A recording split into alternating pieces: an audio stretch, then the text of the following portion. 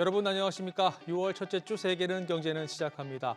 먼저 저희가 뽑은 이번 주 톱 뉴스부터 정리합니다. 더불어민주당 이재명 대선 후보가 제21대 대통령으로 당선됐습니다. 이로써 지난해 12월 3일 비상계엄 사태, 그 이후 윤석열 전 대통령 탄핵으로 이어진 이 정치적 불확실성이 해소됐습니다. 이재명 대통령은 취임사에서 민생 회복과 경제 살리기를 최우선으로 두고 실용적 시장주의 정부를 만들겠다고 선언하면서 통합을 강조한 모두의 대통령이 되겠다고 약속했는데요. 이 대통령이 말한 진짜 대한민국을 꿈꾸는 국민의 선택이 이번 주 톱뉴스 중에 톱뉴스였습니다.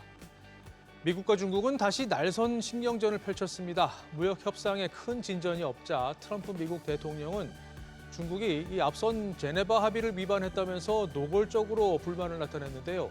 중국이 히토류 수출 통제 조치를 풀지 않자 다시 압박 카드를 꺼내든 겁니다. 이에 대해 중국은 오히려 미국이 중국에 대한 차별 조치를 이어가고 있다면서 합의를 깬 건 미국이라고 맞받아쳤는데요. 다만 양국 정상이 교착 상태를 풀기 위해 곧 대화에 나설 것이란 미국 측의 발언이 나오면서 최악의 상황은 아니라는 안도감이 확산했습니다. 이런 가운데 미국의 철강 관세는 기존 25%에서 50%로 2배 인상됐습니다. US 스틸 공장을 방문한 트럼프 대통령은 이번 조치가 미국 철강 산업을 더욱 안전하게 보호할 것이라고 주장했는데요. 이와 관련해 최근 타코, 즉 트럼프 대통령은 항상 겁먹고 뒤로 물러선다는 이 오락가락 관세 정책을 조롱하는 표현에 반발한 보여주기식 조치라는 분석도 나왔습니다. 이유가 뭐든 우리 철강 업계에는 날벼락과 같은 소식이었습니다. 미국의 재정 적자와 이로 인한 채권 시장 불안감은 이번 주에도 이어졌습니다. 제이미 다이먼 JP모건 CEO는 미국의 부채 문제가 심각한 상황이고 이는 곧 채권 시장에 균열을 발생시킬 것이라고 경고했습니다. 연방정부와 중앙은행의 과도한 지출과 양적 완화를 근본 원인으로 지목하면서 정확한 시점은 알 수 없지만 균열은 반드시 일어날 것이라고 강조했는데요. 반대로 스콧 베센트 미 재무장관은 미국의 디폴트 위기는 없다고 잘라 말하면서 다이먼 CEO가 그동안 누차 위기를 경고해왔지만 한 번도 맞은 적이 없다고 강조했죠. 기업 소식 가운데에는 세계 최대 파운드리 기업 TSMC가 아랍에미리트의 공장 건설을 검토하고 있다는 소식이 나왔는데요. 이 TSMC가 최근 몇 달간 미국 중동 특사 그리고 UAE 투자 회사와 접촉했다는 뉴스입니다. 보도에 따르면 TSMC가 구상하고 있는 프로젝트는 월 10만 장 이상의 웨이퍼 생산 능력을 갖춘 공장을 설립하는 건데 이게 실제 추진된다면 TSMC는 아시아와 미국, 유럽 그리고 중동까지 말 그대로 이 해가 지지 않는 생산 라인을 가동할 수 있게 됩니다. 이상 이번 주 헤드라인 뉴스들 살펴봤는데요. 지금부터 심층 분석해 보겠습니다. 미국 국채 금리가 좀처럼 떨어지지 않고 있습니다. 금리가 오른다는 건 그만큼 채권의 인기가 시들해지면서 가격이 낮아진다는 뜻인데 이 위험자산 시장이 불안한 흐름을 이어가는데도 대표적인 안전자산으로 인식되는 미 국채로 자금이 몰리지 않고 다른 곳으로 간다는 거죠. 그렇다면 언제까지 이런 상황이 이어질까요? 김성훈 기자와 함께 분석해 보겠습니다. 김 기자, 최근 미국 채권 시장 흐름이 불안불안합니다. 네, 그렇습니다. 시중금리의 벤치마크 역할을 하는 미 10년 만기 국채금리는 현재 4.35% 수준에서 움직이고 있습니다. 지난달 19일에는 무디스의 미국 국가신용등급 강등 여파에 장중 심리적 저항선인 4.5%를 돌파한 바 있는데요. 이후에도 4.5% 부근에서 급등락하면서 높은 금리 수준을 이어가고 있는 겁니다. 네. 지금 악재로 작용하고 있는 건 역시 미국의 재정 적자 문제죠? 네, 그렇습니다. 무엇보다 트럼프 대통령의 강력한 감세한 추진 의지가 국채 시장 불안감을 키우고 있습니다. 트럼프 대통령은 최근 개인 소셜미디어에 모든 공화당 의원들이 감세 법안을 7월 4일 이전에 내 책상 위로 가져오기 위해 가능한 한 신속히 일할 것을 촉구한다고 밝혔는데요. 하지만 트럼프 대통령이 크고 아름다운 법안이라고도 표현하는 이 감세안은 재정적자 상황을 더 악화시킬 것으로 전망됩니다. 이미 미국의 재정적자 규모는 GDP의 1.2배에 달하는 36조 2,200억 달러, 우리 돈으로 5경 원에 육박하는데요.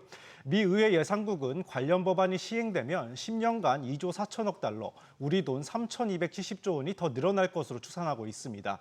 미 정부가 주로 국가 부채를 미 국채로 틀어막고 있는 상황에서 재정 적자 확대는 미 국채에 대한 신뢰를 악화시켜 국채 가격은 떨어뜨리고 금리는 밀어 올리게 됩니다. 네, 실제로 최근 자산 시장 흐름을 보면 미국 국채에 대한 투자자들의 신뢰도가 많이 약해졌어요. 네, 맞습니다. 최근 미 국채 가격과 달러 움직임이 시장 공식에서 벗어난 흐름을 보이면서 두 자산이 안전자산으로서 신뢰가 크게 훼손된 것 아니냐는 해석도 나오고 있습니다.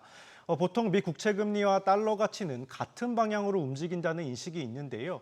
채권의 수익률이기도 한 금리가 오르면 투자자들은 이를 매력적인 투자처로 인식해서 미국 자산의 수요가 늘면서 강달러 흐름을 보이는데요. 하지만 파이낸셜 타임즈는 지난 4월 2일 트럼프 대통령의 상호관세 발표 이후에 미 국채 금리는 상승 흐름을 보였지만 달러 가치는 하락했다고 지적했습니다.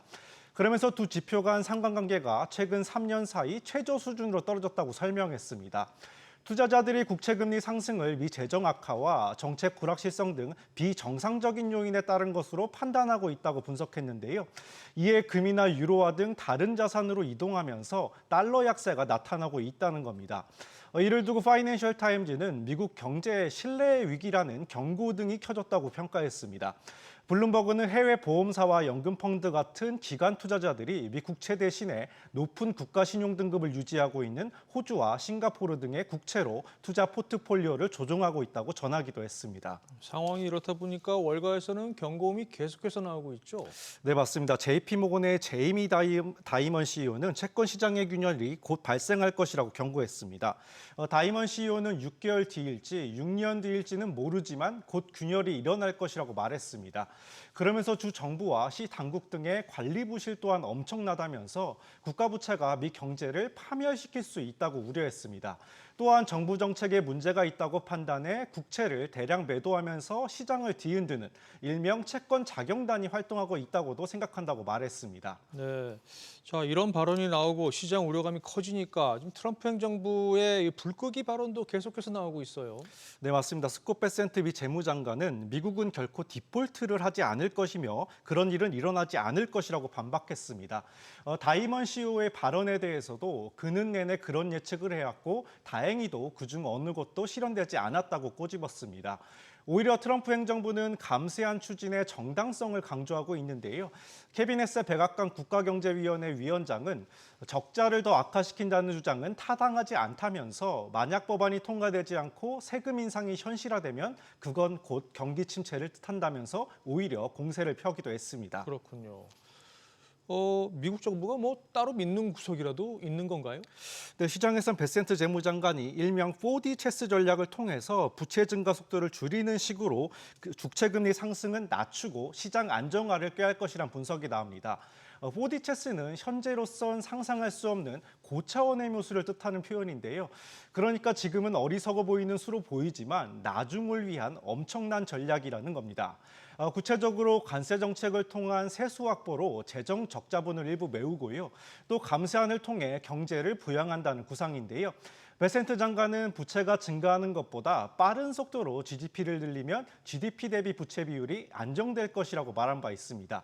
여기에 웰스파고나 골드만삭스 같은 대형 은행들의 보완적 레버리지 비율, SLR 같은 자본 규제를 완화하는 방안도 추진 중인 것으로 알려졌는데요. 뱅크런 같은 예기치 못한 사고에 대비해서 일정한 자기 자본을 쌓도록 한 규제인데 이를 완화해서 대형 은행들이 국채 매입에 나설 수 있도록 여력을 키워준다는 겁니다. 또 최근 트럼프 대통령이 파월 연준 의장과 회동한 가운데 연준이 국채 매입을 늘리도록 압박할 가능성도 있습니다. 최근 신뢰도 하락 속에 20년 만기 국채 경매가 흥행 부진을 겪은 가운데 국채 매입 수요를 늘려서 가격을 올리고 금리는 낮추는 겁니다. 다만 도이체방크는 이 같은 조치가 인플레이션 기대를 끌어올려서 역효과를 낼 수 있다고 지적했습니다. 그러면서 국채 수익률을 안정화시킬 수 있는 건 연준이 아니라 미 의회뿐이라면서 재정 적자를 감축하려는 노력이 중요하다고 주장하기도 했습니다. 네, 결과적으로 지금이 중요한 시점이란 얘기인데 당분간은 채권 시장의 불안한 흐름이 이어질 수밖에 없겠군요. 네, 그렇습니다. 일단 시장에선 관세 정책의 불확실성이 커진 측면을 추가 악재로 보고 있는데요. 상호 관세를 둘러싼 법정 공방 이후에 트럼프 대통령이 다시 관세 압박 수위를 높이고 있기 때문입니다.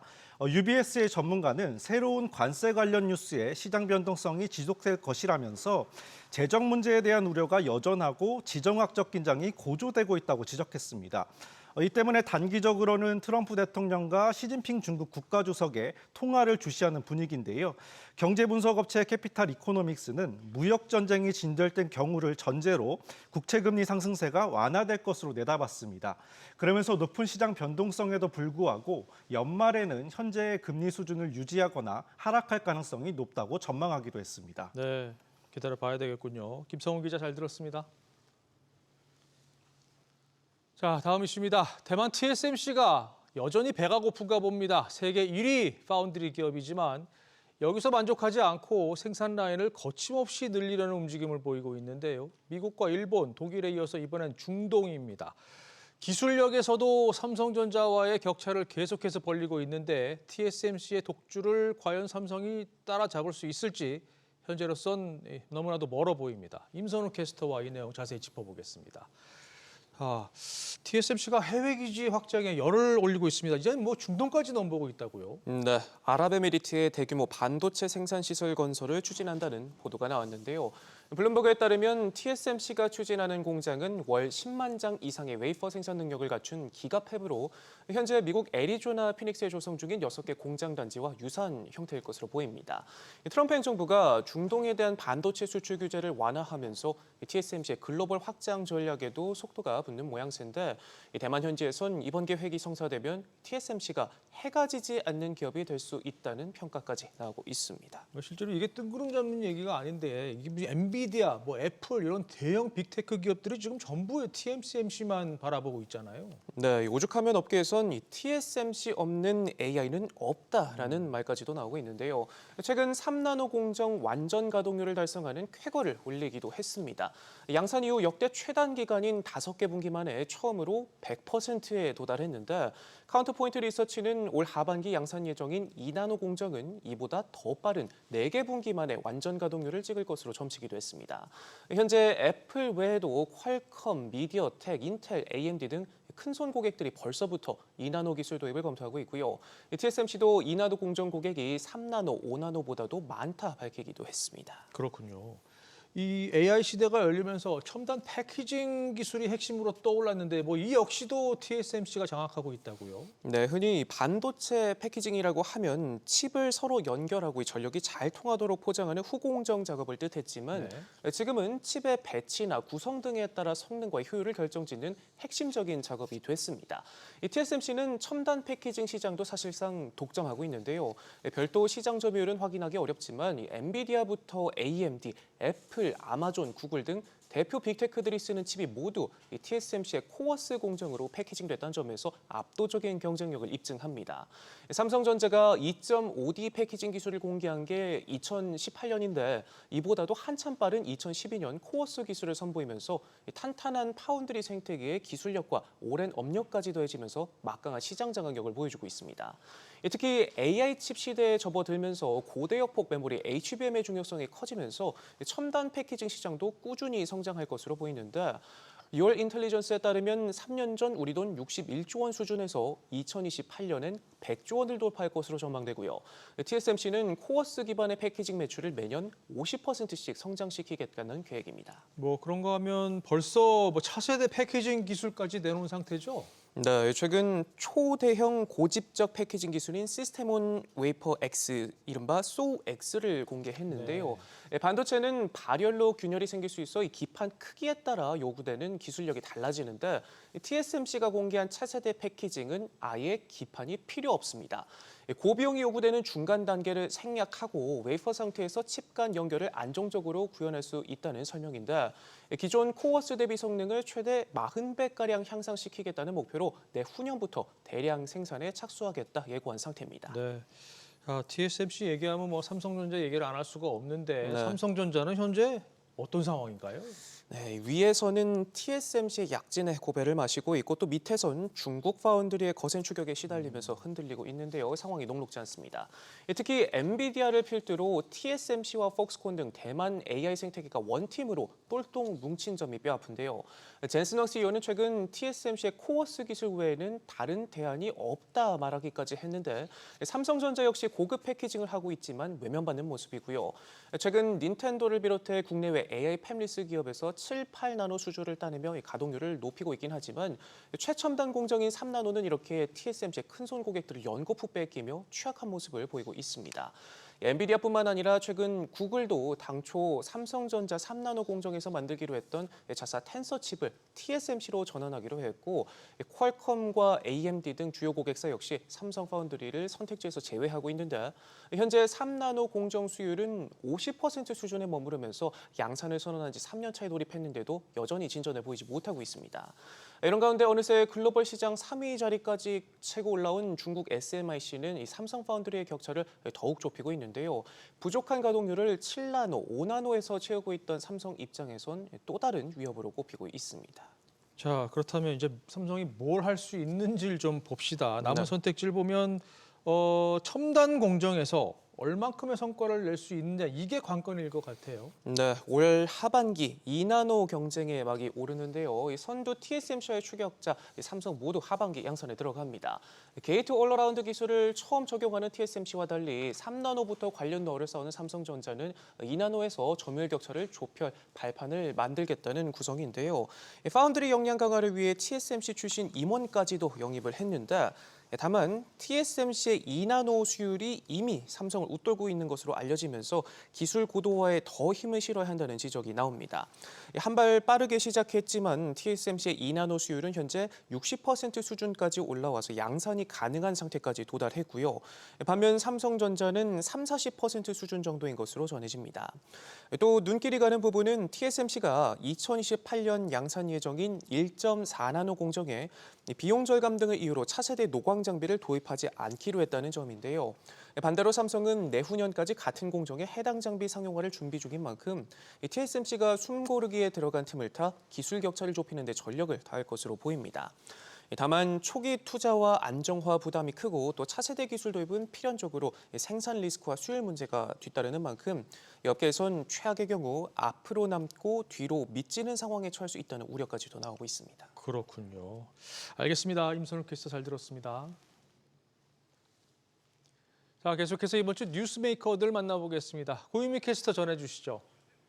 네, 오늘 첫 번째로 만나볼 뉴스메이커는 바로 월가의 황제로 불리는 미국 최대 은행 JP모건의 제이미 다이먼 CEO입니다.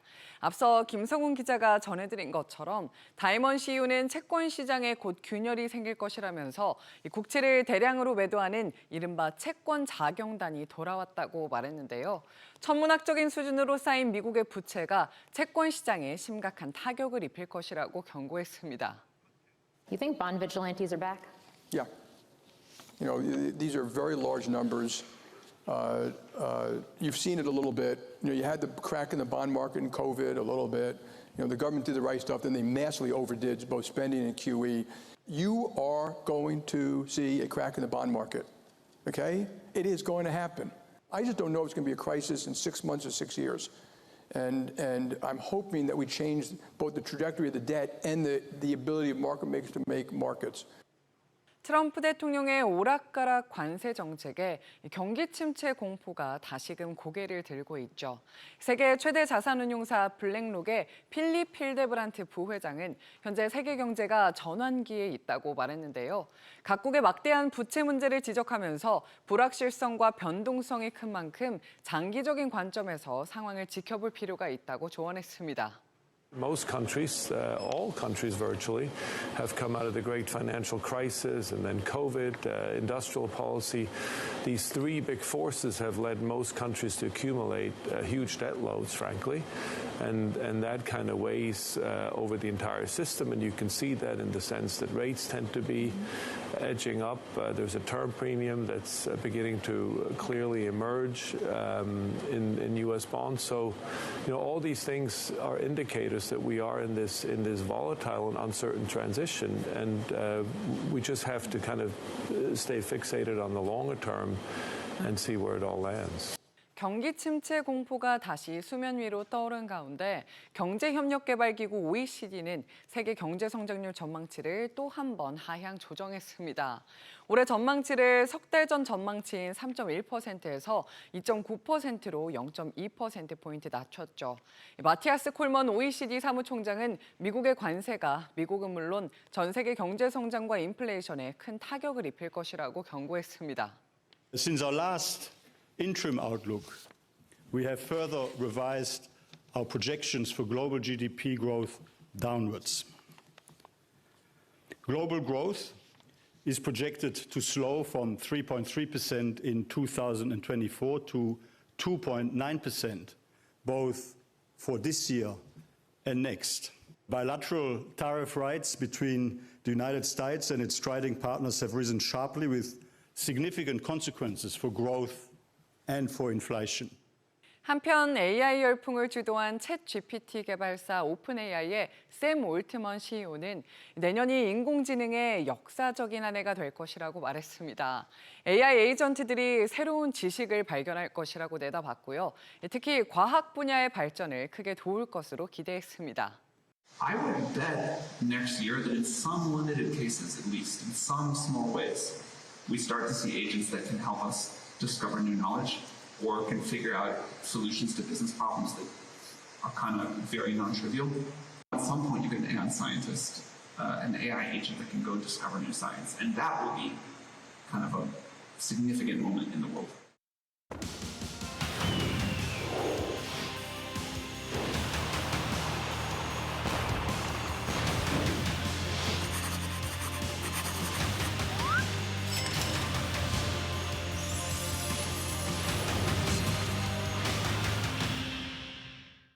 계속해서 다음 주 주요 경제 일정 확인하시죠. 자, 먼저 월요일엔 애플의 연례 세계 개발자 회의 WWDC가 개막합니다. 올해는 iOS 운영체제 업그레이드가 이슈인데요. 일단 이번 업그레이드부터 버전 번호 부여 방식이 바뀌는데 현재 iOS 18.5에서 다음인 19가 아니라 내년 2026년에 26을 따서 연도 체계로 바뀝니다. 예상되는 업그레이드 내용은 AI 기반 배터리 관리 모드와 통합 번역 앱 등 AI 기능이 추가될 것으로 보입니다. 이 밖에 소프트웨어나 하드웨어는 출시 준비가 된 신제품이 없는 것으로 알려졌기 때문에 올해 행사는 실망스러울 것이라는 전망도 나오는데요. 어쨌든 애플의 AI 기술이 어디에 있는지는 확인할 수 있겠죠. 경제 지표는 중국의 지난달 소비자 물가와 무역 수지가 나오는데요. 이 미국발 관세 여파 속에 중국 수출 집계가 주목되고요. 미국에선 4월 도매 재고 수치가 나오는데 3월까지 석 달 연속 증가했던 흐름이 지속됐을지 확인하시죠. 화요일로 넘어갑니다. 지표는 전미자영업연맹이 발표하는 지난달 소기업 낙관지수 정도가 눈에 띄는데요. 참고로 4월엔 기준선인 100에 못 미치면서 95.8을 기록하면서 넉 달 연속 하락했습니다. 그리고 대만 TSMC의 지난달 매출 집계도 관심인데요. 올해 들어 계속 두 자릿수 증가세를 기록하고 있죠. 4월에도 우리 돈 16조 2천억 원, 전년 대비 48% 넘게, 또 전월 대비로도 22% 넘게 증가한 바 있습니다. 수요일 일정 보실까요? 미연준 FOMC 회의를 일주일 앞두고 소비자 물가가 나옵니다. 5월부터 관세 여파가 반영됐을 것이란 관측이 많은데 일단 4월까지는 상승폭이 축소되는 모습을 보였죠. 4월 헤드라인 수치는 전년 대비 2.3%, 4년 만에 가장 낮았습니다. 국내에선 관세청이 이달 10일까지의 수출액 집계를 발표합니다. 5월 수출이 다시 감소세로 돌아섰기 때문에 관심이 높고요. 이 밖에 지난달 취업자 수도 체크하시기 바랍니다. 자, 목요일로 넘어가겠습니다. 전날 소비자 물가에 이어서 물가 선행지표 역할을 하는 미국의 지난달 생산자 물가가 나옵니다. 4월엔 전년 대비 2.4% 상승에 그쳤고 특히 전월 대비로는 0.5%나 급락한 바 있습니다. 그리고 중요한 실적 발표도 대기 중인데요. 미국 소프트웨어 기업 어도비가 지난 분기 성적을 공개하는데 최근 이 기업도 AI 업황을 나타내는 것으로 분류되니까 확인하시기 바랍니다. 마지막 금요일 일정 보시죠. 미시간대가 발표하는 이번 달 소비자 심리 지수와 기대 인플레이션이 중요합니다. 이번에 나오는 건 예비치인데요. 확정치보다 시장 영향이 크죠. 소비자 심리 지수는 5월 52.2로 소폭 반등하는 모습을 보였고 관심인 1년 기대 인플레이션은 4월 6.5%에서 5월엔 6.6%까지 올랐습니다. 이 밖에 유로존의 4월 무역 수지 그리고 산업 생산도 확인하시고요. 자, 이상 다음 주 주요 경제 일정 짚어봤습니다.